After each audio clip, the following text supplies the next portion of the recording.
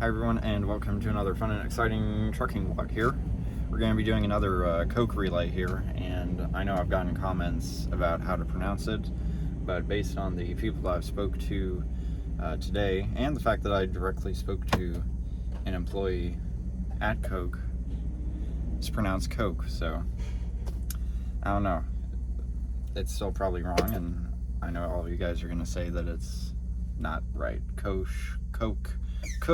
whatever. Anyways, so I did a Koch relay in a previous video. I went first time to one out by the Jewel Osco that I always go to, and took it down to the Cincinnati one. So that's basically going to be the plan today, except for I'm going to a different one. This one is actually located up on, it's still in Chicagoland, but it is right off of 90. Pretty, I guess you could say, north of downtown. It's on 90 between 290 and, or actually it's on 90 right by the 94 split, or 190 split. I don't know, I'm not too familiar with that area. So anyways, we will see, but doesn't look like too bad of a trip, allegedly. I got my GoPro, so we're gonna have some fun recording these tight maneuvers. I mean, it's literally right off the highway, but it's still gonna be a couple tight turns because of the neighborhood. So right now, currently finishing up a split break here, 7-hour portion of the split break. Hopefully, keyword is hopefully, we will get there on time. The appointment's for 9. They said the earliest could get there is 8. So, allegedly speaking, should be able to grab the trailer, get there, and be there before 9.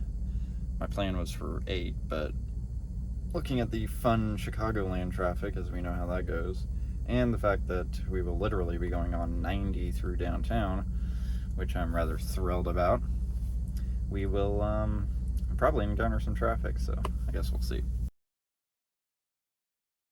Alright, so what precisely is the probability that the trailer is going to be finished? Oh no, I think I see it too. 122. Oh, that's not it. 839. No. Okay, that's a good start. It's not where I left it.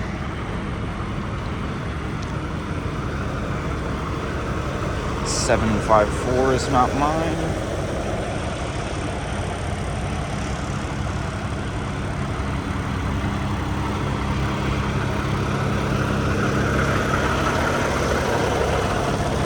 $416, not mine. Did they leave it on the end? Is it still in the shop? Did they take it across the street? 453. Nope. Well, that's less than ideal. That was rather not good. The guy said it was going to be at least another 2 hours. I need to be leaving here in 30 minutes. Otherwise I'm going to be late. So, oh boy, this is going to be fun and exciting to deal with. So let's see. Well, on the bright side, did manage to source a empty trailer across the street, since this one's going to take 2 hours. So just my luck, it's the only empty one here. Though on the unfortunate side, I need to get it washed out. So due to the unfortunate trailer debacle we have going on here, I'm gonna go pick up this empty one across the street. Hopefully there's nothing wrong with it. Probably is the key word. Go and get a trailer washout. Hopefully it's not long. The only option is to get the washout in Lake Station. So we'll see. It's almost 7 o'clock, and then make it up there. But I don't know. We'll see. can't predict the future, and if anyone wants to argue with me, we can always say that dispatcher told me to take a break here at the yard specifically. Of course, there's no phone recording of that instance, but at least I know it happened in my head. And to nobody's surprise, my electrical issue here is just continuously getting worse. It's getting to the point where it'll pop up while I get the truck running in battery mode or interior comfort mode. Usually it goes away after I cycle the key. It did not this time, so I will have to do a battery cycle once I get hooked up to the trailer. Rather great, but yeah, you know, just doing great over here. Are you super excited that we get to go through downtown Chicago? Actually, I am, yeah. Yeah. I am and I'm not. Why are you? But mostly I am. Oh. Well, that's supposedly one positive thing for this trip, so let's go. Hooked up, ready to go. Trailer, need to get my light here. Thank you. Need to get my light going here. I guess my dirty camera. Everything looked good, but I just want to double check inside of the trailer how bad it is. If I can maybe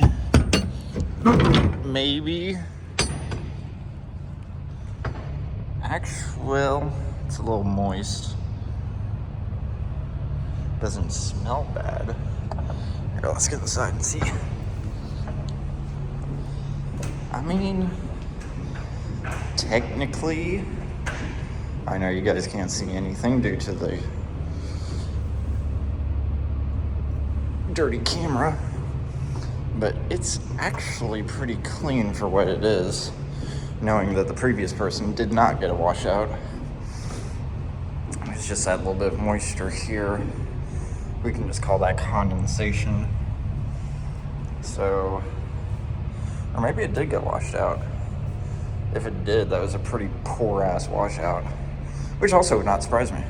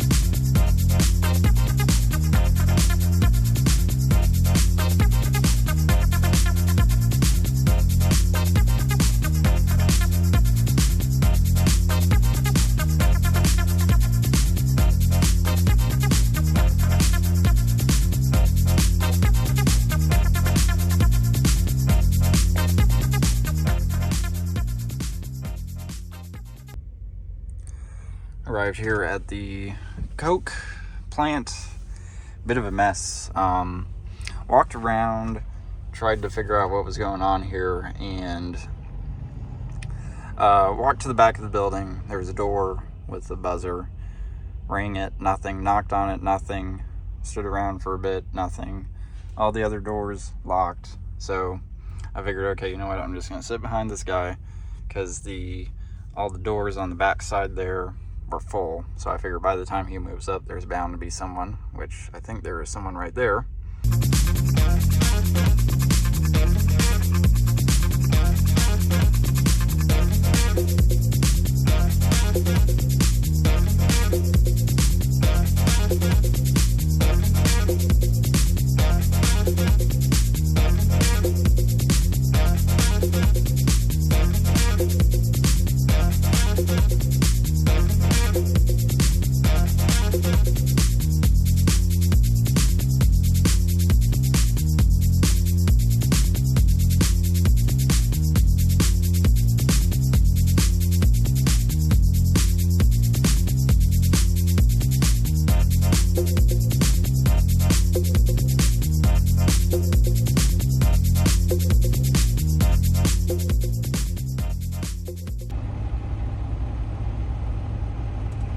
He's going to hate me for doing this, but in the event of being here for the first time, the guy behind us, it's actually his first time too.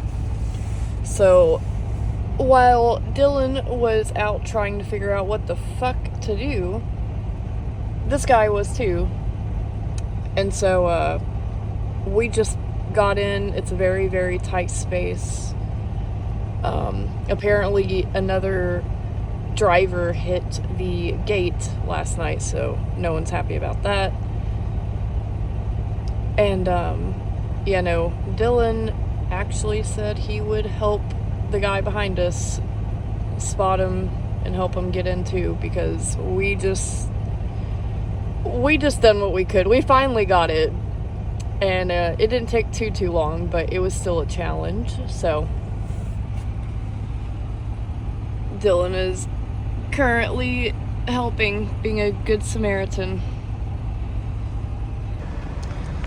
So obviously with B-roll, apparently I was videotaped attempting to help that guy. So what I was attempting to say is, just hanging out here, waiting, and finally I saw that guy pull up, and I thought, oh, maybe he knows what's going on. So as he was walking up here, I caught up to him and asked him. He's like, oh no, it's my first time too. I was like, ah. But while we were up in this area, another truck driver was standing out here, and he said, oh yeah, you just gotta wait until one of the guys comes out and talks to you. And I was like, oh, that's fantastic. So as we walked back, we were chatting. He's coming from Arizona, making a delivery. Obviously I'm picking up, but and then finally, as I was videotaping, one of the guys comes out and says, please tell me you're picking up the load going to Ohio. And I said, yep, that's me. He's like, ah, excellent. Get into the door. So here in this door, and I guess immediately afterwards, he told him to go. So I'm not sure about that truck that was in front of us, what his deal is, but, whatever, it is what it is. So in a door, and I feel them, they started loading, so that's a good sign. Hopefully not here too terribly long. It wasn't terribly difficult to get in, but getting out, in my opinion, will actually probably be harder, because I know it's too tight of a turn to immediately take a left and swing out. So I'm not exactly sure how I'm going to go about that, but that is the bridge we will cross once we get there. Also, while the guy was talking to me, the guy who worked here, he said, please don't fuck up the gate, because he said last night one of your co-workers messed it up, and it looks like it's that gate right there. So I was like, oh, that's just rather nice. We're supposed to be a better breed here at KLLM, but that apparently is a lie, because look at what they did. Now, I understand how they did it, as you saw in the GoPro footage. So you pull up, you try to angle yourself, and then you use that little opening to pull forward to realign yourself to the door and do a straight back. So I get it, but with how wide of an opening it is, you gotta really just panic, stress out, and fuck up to do that bit of a mess there. So that's kind of rough to say the least. Embarrassing, but yeah, we'll see. Now, in terms of exiting, I still don't know yet. It's gonna be, yeah. I don't know if I'll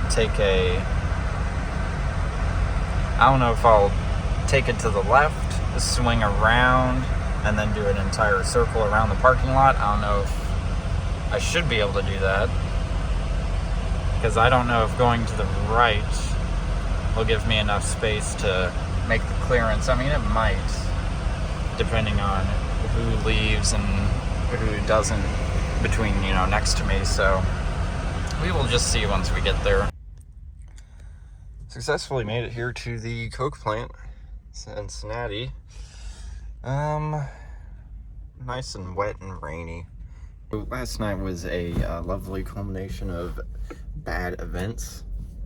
Got finished loading up in Chicago, It was probably about 3 hours it took, maybe a little bit longer. So successfully did a portion of the split break. Went down to the Thorntons right off 55 and 90, scaled, and with my tandems all the way forward, this is what we ended up with. 34.9 on the drives. Now I was looking, because this is a newer, or pretty much brand new trailer, there's like a stopper bar that didn't allow me to go forward 2 more holes. So I've seen that on these newer trailers, and like it is a stopper bar, but for whatever reason it didn't seem like it was movable, you know, able to be pulled out and everything. And I've never seen it, you know, on any other older trailers or in any other location on these new trailers. It was always on the second hole. So I figured, okay, you know, it's just something by design or whatever. So I went back to the plant, and the guy said, it's how we load every single truck, and it is what it is. And I was like, well, that's not very helpful, is it? So I called up dispatch. It was nighttime, of course, and we were talking, and I figured, you know what, I'm gonna get that stopper bar out one way or another. So I managed to get it out, threw it into the very back hole, was able to slide up the 2 holes, and just left, because I knew that guy wasn't gonna rework me. There was no way, you know. So whatever. I mean, it was funny because he was saying, you know, yeah, it's how it loads every single trailer, but even with moving 2 holes forward, you know, each hole being about 250 pounds, that's still about 400 pounds overweight on the drives, give or take. And I was only at about half a tank of fuel as well, so like, what the hell am I supposed to do there? You know, I guess a lot of these people don't care because they're in Chicago and there aren't a lot of scales, or you gotta backtrack or whatever. So big surprise if nobody has ever said anything. But anyway, so after doing that, I was like, okay, I know the scale on Indiana southbound and 65, that's gonna be closed. And then by the time I hit the Ohio scale, I need to figure it out from there. So I knew that if I was going to take 74 into Cincinnati, literally no place to get fuel, and I was starting to cut it close. So instead, I had to deviate onto 70 to hit 75 or 71. Should be 71, whichever one it is that goes through Dayton. So before hitting the Ohio scale on 70, stopped and scaled in Spiceland, and this is where we ended up at, and that was right at about a quarter tank of fuel. So I knew, okay, I would have just enough fuel to go to what was it, Franklin, Ohio, right just north of Cincinnati, you know, about exit 36, I believe. So was able to just barely make it there, get fuel, and then come straight here. And then, you know, at this point in time, it's like I've been up all night, so I figured, okay, we're just gonna push through here and figure it out. Which is what happened, and that was rather not exciting. So got here at around 8 o'clock in the morning, and of course it was a mess of go check in at plant B. So I guess going forward, if I know I've got one of these Koch relays, just go to plant B and not even bother going into plant A. So we know that for going forward. Pretty much got into a door right away. Had to wait a little bit for a guy to leave, and then once in a door, sat there for another 3-ish hours before finally getting unloaded. And because my clock's all messed up, I had to do the crawl over here to the satellite parking lot, hopefully to finish out in peace the rest of my 7-hour break, because that took roughly 3.5 hours. So yeah, rather fun and exciting. It was not the most thrilling thing that I've ever done, but I guess it could have been worse. So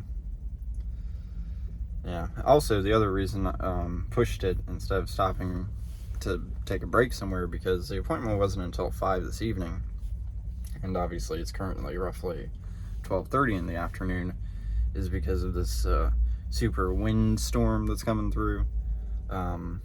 Hopefully is the key word. By the time I finish the rest of my 7, can go to somewhere. Now, of course, Cincinnati is pretty bad, but keyword is somewhere. Most likely the rest area on the Kentucky side on 71 southbound, or the Flying J in Walton. That's probably what's going to happen unless they give me a pre-plan, and I know I can park there. But get parked and situated for who knows how long with this windstorm. I mean, we're seeing, or expecting to see, at least, 50, 60, 70 mile per hour gusts, and there ain't no way I'm driving in that. So, fun, very fun. That was a long ramble, so I'm gonna go ahead and end it here. Fortunately, this didn't turn out as well as I expected, but at least it was something. So hopefully y'all somewhat enjoyed this video, and I will see you guys on the next one.